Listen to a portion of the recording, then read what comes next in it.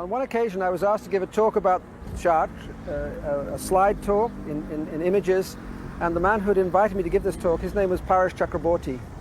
And Paresh Chakraborty is an Orthodox Hindu.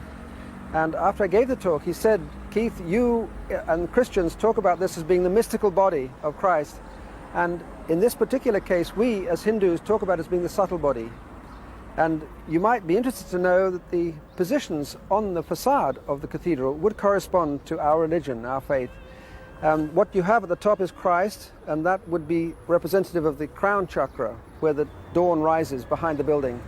And if you come down one interval, you find the Virgin Mary with two angels, and these two angels would represent this brow chakra, which has two petals.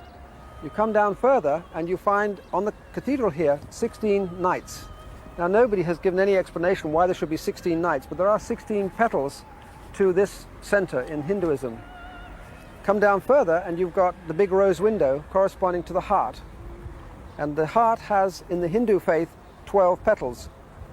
And those 12 petals have below them another minor center which has 8 petals, and we see these little 8s around the big rose window there.